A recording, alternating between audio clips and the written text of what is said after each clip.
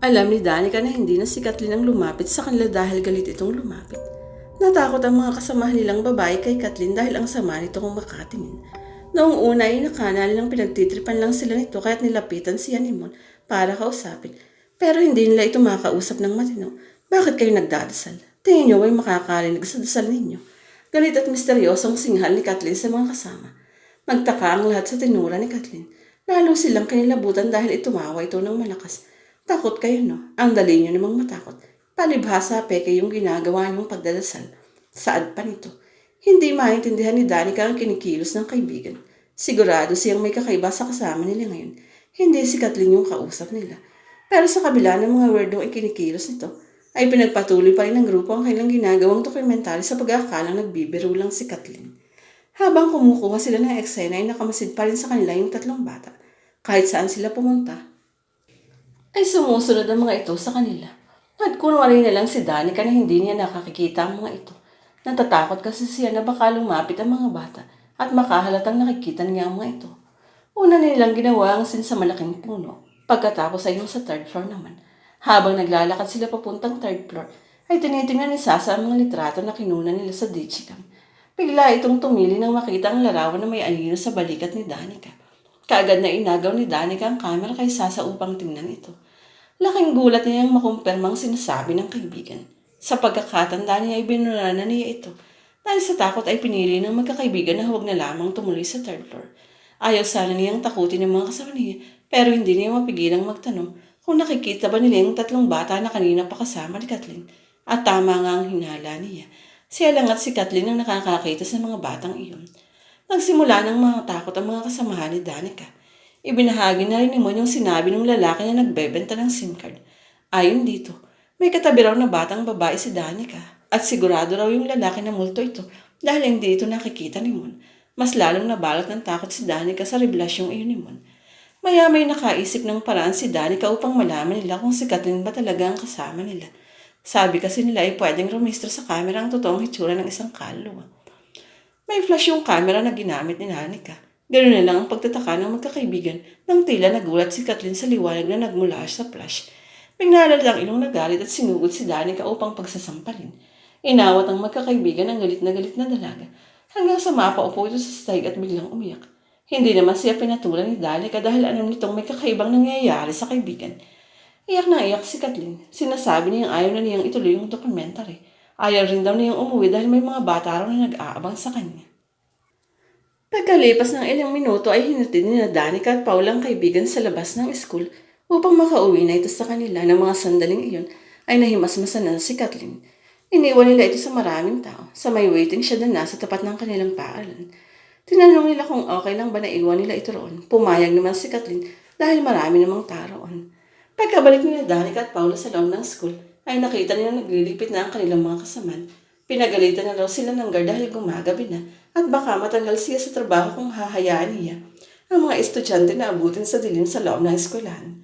Paglabas nila ng eskwelahan ay nakita nila na nagkakagulong mga tao sa may waiting shed kung saan iniwan niya Danica si Kathleen kanina. Tumakbo sila para alamin ang nangyayari at doon nga ay nakita nila na nangingisay si Kathleen sa kalsada at hawak siya ng ilang lalaki. Nagwawala ito sumisigaw at galit-galit. Pinapahawak siya ng rosaryo ng mga matatandang babae na naroon. Pero nanlalaban ito at inihahagis lang ang rosaryo. Para bang nasasaktan itong humihiyaw sa tuwing nadidikit sa kanya ang banal na bagay na iyon. Nagsimula ng umiyak sina Sasa at Paula. Dahil sa takot, lumapit si Danica sa kaibigan para kausapin ito. Tinanong ni Danica kung kilala ba siya nito. Pero kung ano-anong masasamang salita ang lumalabas sa bibig nito. Mura ito ng mura. Galit na galit siya kay Danica at nanlilisik ang kanyang mga mata. Tinanong din niya si Kathleen kung gusto ba niyang sunduin sila ng mama nito. Pero galit na ganitong sinabing wala siyang ina. Hindi raw siya mahal ng nanay niya at sinusumpa niya ang kanyang ina. Pagkasabi nila ay sinipa nito si Danica para matumba ito. Sa lakas ni Kathleen para silang mapayat na babae, pinaalis na si Danica ng isang teacher na nandun sa pangyayari. Walang nagawa si Danica kahit naaawa siya sa kaibigan. Sinisisi niya ang kanyang sarili dahil kahit may nakita na siya sa larawan, ay hinayaan pa rin niyang ituloy ang pagkuha ng mga eksena. Marami nang tumulong kay Kathleen at may dumating na ring pari. Tanging pag-iyak na lang ang nagawa niya na Danica at ng iba pa niyang kaibigang babae. Umupo siya sa tabi ng puno upang mahimasmatan dahil nagsisikip ang dibdib niya sa kakaiyak.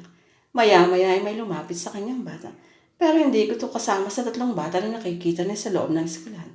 Palagay niya ay nasa 7 taong gulang na ito. Nagulat siya dahil unti-unting nagbago ang anyo ng bata.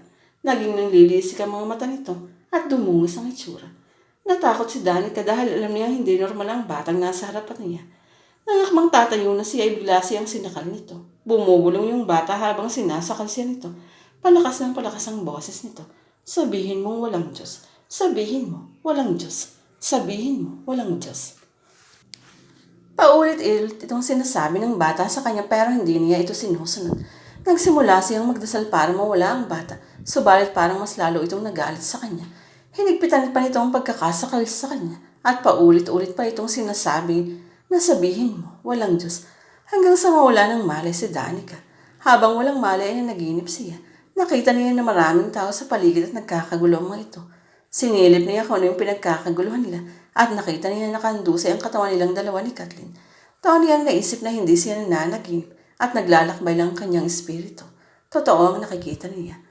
Maya-maya ay may humawak sa kanya. Kamay. Paglingon niya ay nakita niya yung bata na sumakal sa kanya. Kani-kanina lang bago siya himatay. Pero hindi na nakakatakot ang hitsura nito. Tara, sama ka. Laro tayo, sabi ng bata. Ayoko. Anong ginawa mo sa akin? Tanong ni Danica. Sama ka na sa amin. Marami tayong kalaro doon. Nandun din yung kaibigan mo. Pamimilit pa nito. Saan mo dinala yung kaibigan ko? Sigaw niya sa bata. Lumingon yung bata at may tinuro sa itong direksyon. Sinundan ni Danica ang tingin yung lugar na tinuturo ng bata. Sa kantina yun at nandun nga si Kathleen. Nakaupo ito habang umuiyak.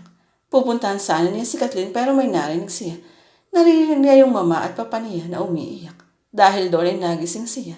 At naidilat niya ang kanyang mga mata ay nandun na siya sa kanilang bahay. Mahigpit siyang niyakap ng kanyang ina. Inilibot niya ang kanyang tingin at doon niya nakita ang kanyang mga kaibigan na halatang nag-aalala. Sa kanya, bukod sa kanila ay nandun ng isang matanda. Iyon ay ang albularyo na nilipitan ng kanyang mga magulang nang malaman nilang nangyari.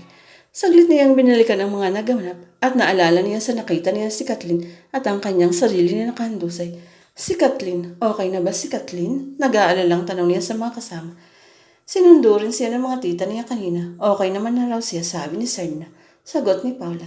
Ayon sa albularyo, bukas daw ang third eye ni Danica pero hindi siya aware tungkol dito. Lagi raw siyang nakakikita ng mga ligaw na kaluluwa pero hindi niya ito alam. Pinabura ng albularyo ang lahat ng mga litrato sa video na nakuna nila sa eskwelahan. Paliwanag ng matanda ay nagalit daw ang mga ito dahil sa flash ng camera at naistorbo nila ang mga ito. Kaya ganoon na lang ang galit nila kay Danica dahil siyang palaging may hawak ng camera. Parang ginamit daw ng bata ang katawan ni Kathleen para masaktan si Danica. Nang dumating ang Lunes ay pumasok na rin kaagad si Danica. Gusto na lang niyang kalimutan ang mga nangyari at ayaw niyang maging dahilan yun para lumiban sa klase. Pagkarating sa classroom ay hinanap niya agad si Kathleen. Ngunit absent daw ito. Ayon sa mga usap-usapan, ginugulo pa rin daw ito ng mga batang multo at sinusundan kahit saan magpunta. Inilaro si Kathleen ng kanyang ina sa isang doktor para ipasuri pero wala naman daw nakitang kakaiba sa laga. Dahil doon ay biglang bumalik ang takot na nararamdaman ni Danica. Paano kung hindi rin siya tantanan ng kaluluwa ng mga batang iyon?